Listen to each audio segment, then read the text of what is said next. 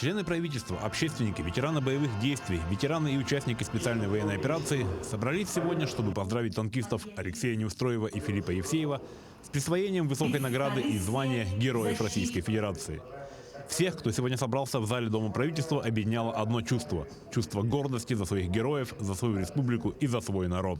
Гордость, радость и, знаете, вот такое чувство, что наша земля якутская, хотя она и суровая, воспитывает очень сильных людей.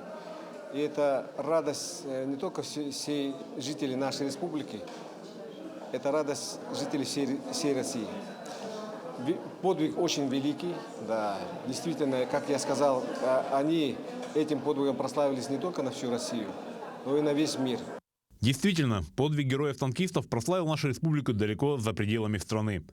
Видео легендарного боя танка «Алеша» по мессенджерам и социальным сетям разошлось по всему миру. Старшее поколение воинов-интернационалистов, прошедших службу в Афганистане, причисляет новых героев к своему боевому братству. Свои все группы афганские, всероссийские написал «Якутия» – это звучит гордо. У нас действительно 3 героя России. И это, наверное, не случайно, потому что, ну вот как никогда вся Якутия сплотилась, весь народ. И вот сейчас прозвучала песня, где татарин, якуты, русские, да, и вот в каждом танке такая же картина.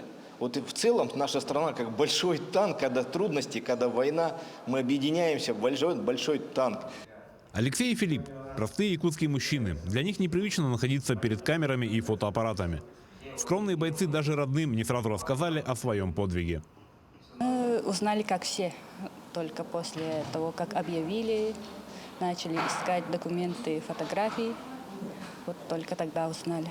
А наша мать, она, как сказать, думала, что это, когда увидела видео, думала, что это наш брат, а мы ей не поверили. Глава республики Айсен Николаев вручил героям денежные сертификаты от республики и еще раз поблагодарил от имени всего якутского народа за их подвиг. За то, что теперь миллионы людей по всему миру будут равняться на 2 якутских воинов – Алексея Неустроева и Филиппа Евсеева. Александр Хавренко, Иван Сорокаумов, Якутск.